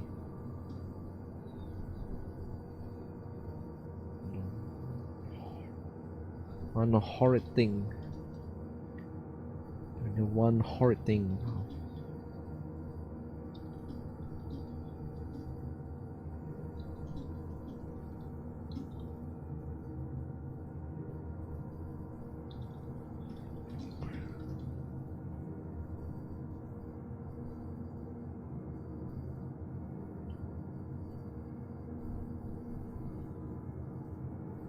This may be actually expanded to a full story, because as much as you can see, it's 2K. I've already covered quite a lot already.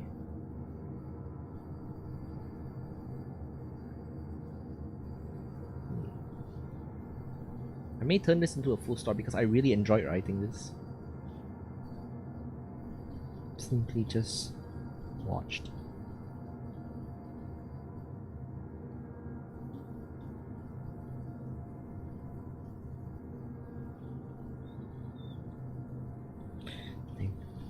Will not attack. The curse never says attack. It never speaks of the watchers.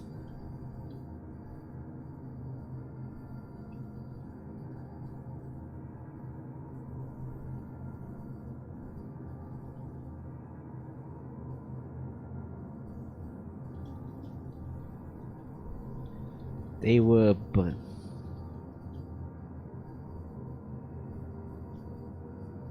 murders from our contract.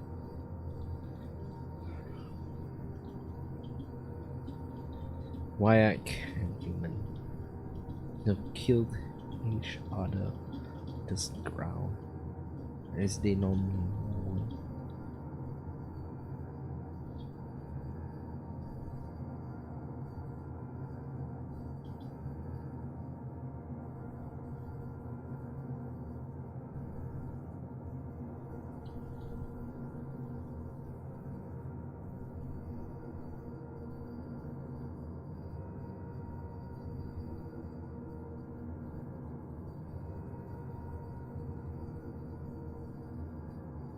As they normally would out of these three.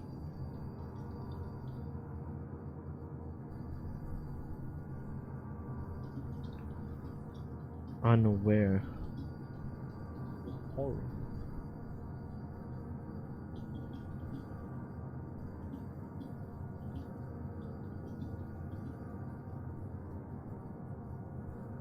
Until you're backing out of this. Macabre gave me a nasty stare. Then It was almost like she wanted to put a finger on my lips to tell me to shut up. Funny thing, it only took that mention of cowardice.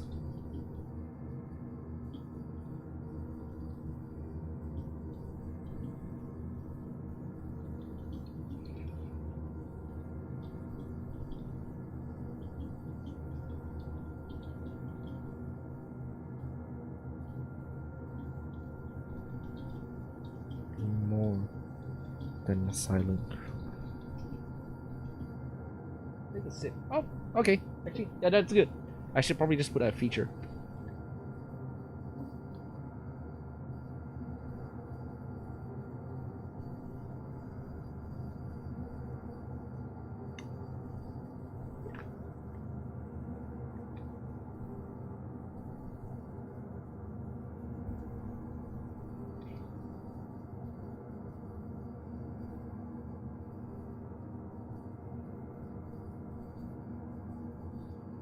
Thank you for the water. Now my throat feels much better. Yeah, it's a pretty chill stream. A bit foreboding because of the music, if you can hear it. Yeah, the music's still going on, right? You can kind of hear it. It's very foreboding.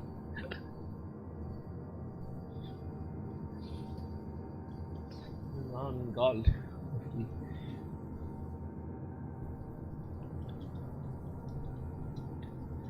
A Pathfinder's greatest set of tools were their senses and their steely guts. It took a lot to make one leave fear for their lives, as they had demonstrated before in our stand against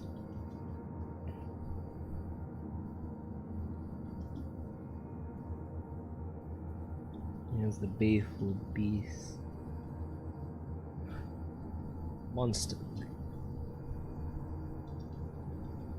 Baleful from north.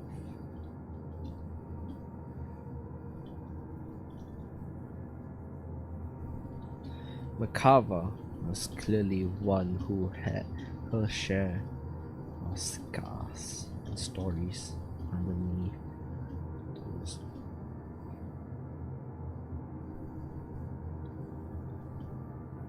pretty green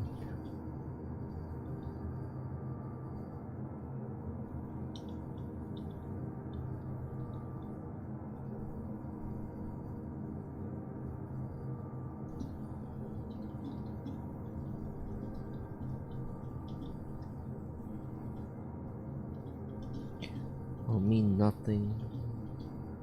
The fact that she was trying to hide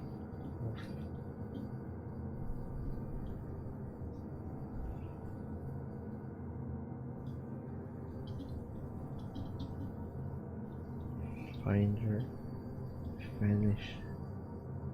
vanquished by the range. I immediately began to worry about where contract was at. Even when he walked back the camp to rest, she greeted Tarn with those very same set of flying eyes.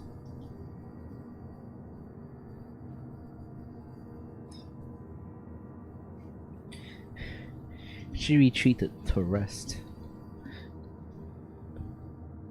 but I stayed up, converse with my companion. His words were uncharacteristically.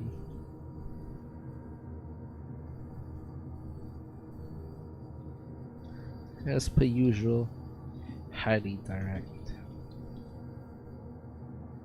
Oh no, it's wood. Sorry. Every time this is not a general thing. Every time I should refer to Tarn, it's always an it because it's a robot and there is no predetermined. Why am I even bringing this up? If I even say anything, I'm gonna die.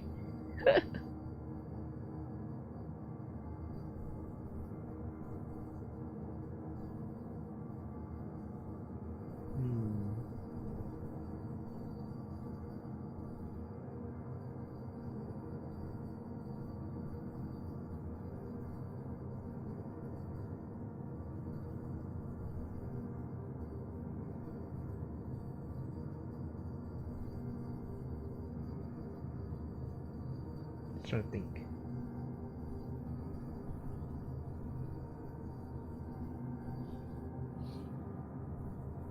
Will you? Okay, okay. So my inspiration for "Are you winning, Dylus"?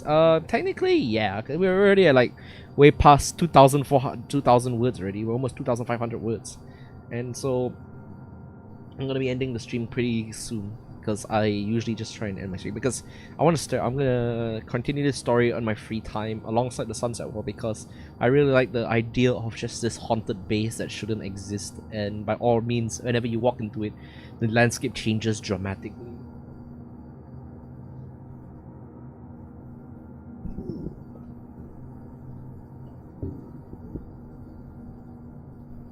Something primer. It's me. Up her.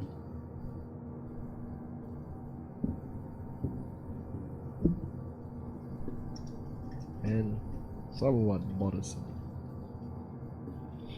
So the cool thing about Tarn is that its personality I had based it off of a Star Wars machine called HK-49, and it's very correct. So I'm gonna be boring.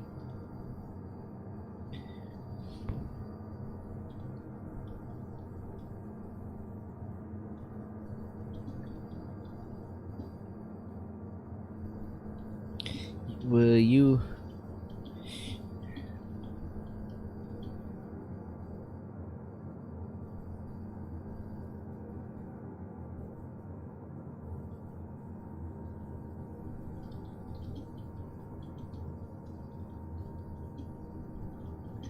Analyze.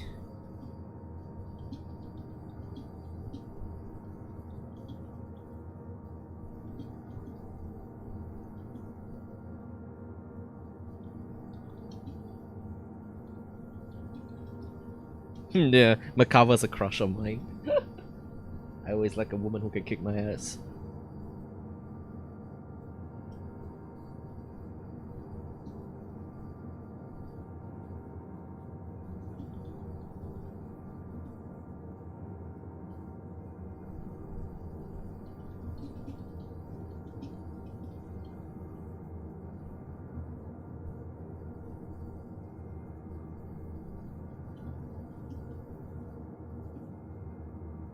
How long do you think the writing ends? Usually, writing for me ends after 2 hours per stream, because I usually if it's like 2,000 plus words. Let's say it's a write is a you know like a Wheel of Fate stream. It usually takes an hour or so, because 2,000 words is quite a while.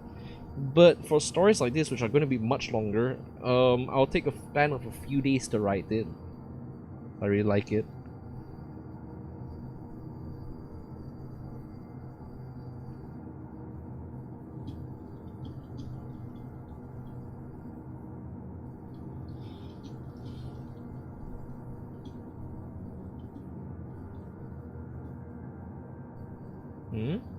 What is it?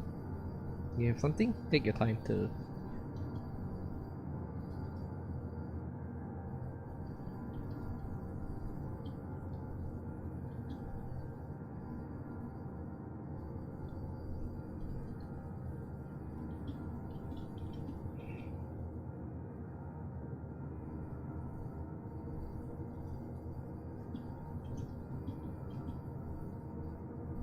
When do you think your writing finishes? In a bit. Wait, do you mean right now? Because if it was for now, yeah, it'll just end in 2 minutes because I just want to finish it out right now, quick.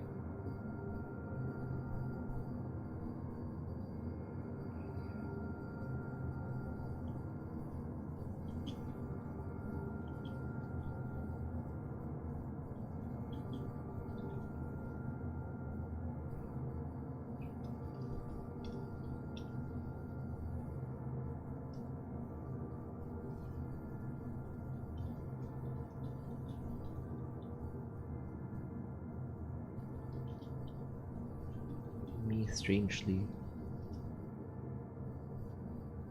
complete quizzical.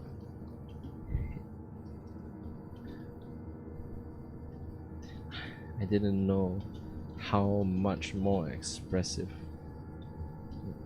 robots could be when it had lights.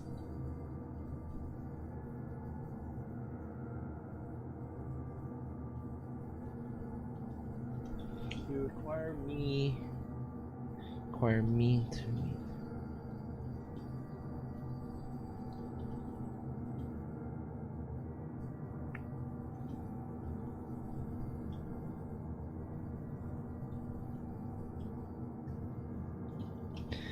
you have thought me out for something.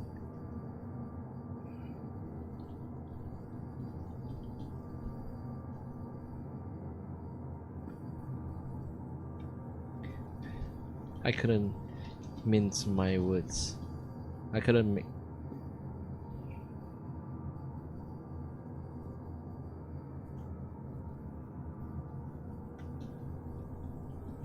It's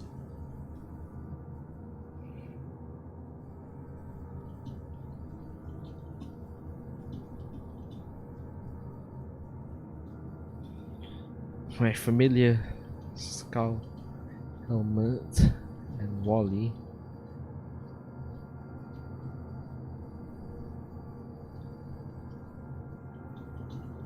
Occupant strangely on something he called holiday special. The holiday special. So Wally was at this time on the holiday special.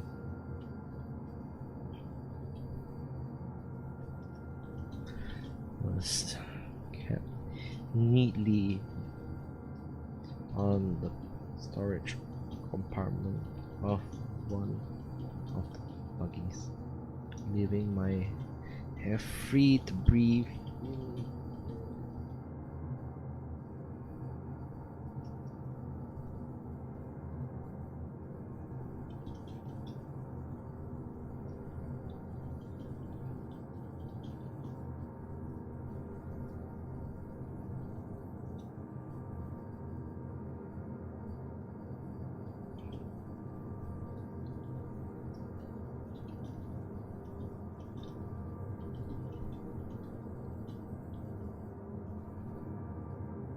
Please,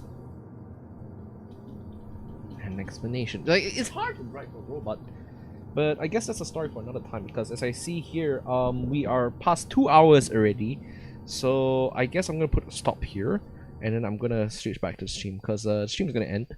So anyway, I hope you guys had fun watching me write the land that shouldn't be. And currently right now, let's do a quick recap. It's now 7 pages long, and it has 2,573 words. The plot will slowly progress through the I'm just gonna turn on the music. It's gonna continue on throughout the week or so, the month or so. I'm gonna try and dual wield it. Oh hey, Soji, you were here? No problemo. I hope that was of good insight to you because I keep going on and on about my stream. We were quite. I thought the soundtrack would just chase everyone away. So anyway, I hope that sums it up for the line that shouldn't be. I will continue to work on it in the coming weeks or so. I will also try and live stream. I will also try and live stream the remains of the Sunset War because the Warlord by all accounts, it should be done by now, but because I am very procrastinating, and because some of that old world personality from the kid I'm replacing is starting to kick in fucking science. It's starting to kick in. I'm feeling a lot more lazier. Plus the heat is not very conducive to work. Ah, okay, no problem. Thank you for coming in though. I was quite surprised to see you here. I'm glad I'm able to like a chill stream for everybody. So as I was saying, Sunset War still not done. The Warlord is progressing again, slowly, while I work with this alongside. But however, I will be expanding more stories about the Hollow Peninsula because I really think that you guys would love to hear more about this place. Like I showed you the map, right? And it's gonna be, it's a lot of stories I can tell you from all the from Mogi Wildlands to the Dirge, and there's a lot more I can say.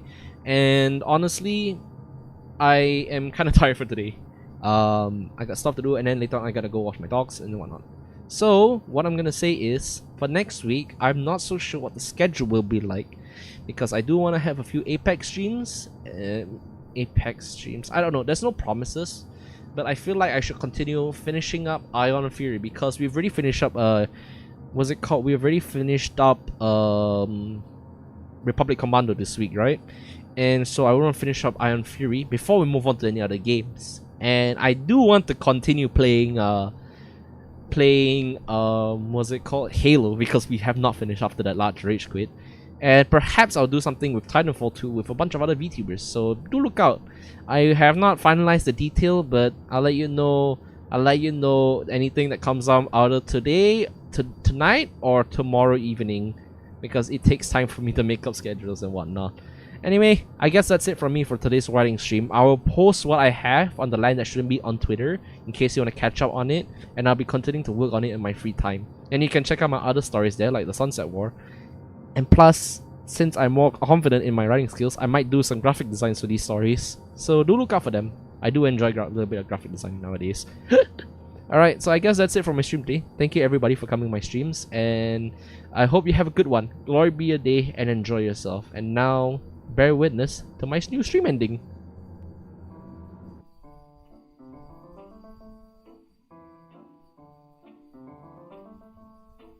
Thanks everybody for coming to my streams. I really enjoy all your presences. Bye bye. I hope you have a good day, yeah? The midnight and the stars. Alright, thank you everybody for coming. Bye bye. Also, don't forget to follow my Twitter.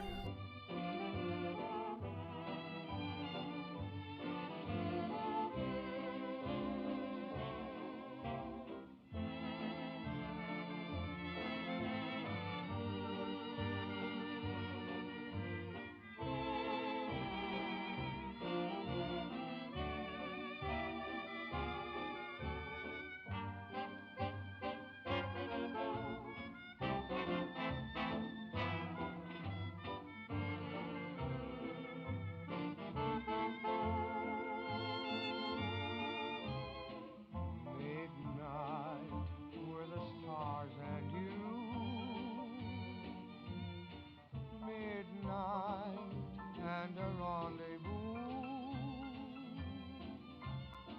Your eyes held a message tender, saying I surrender all my love to you.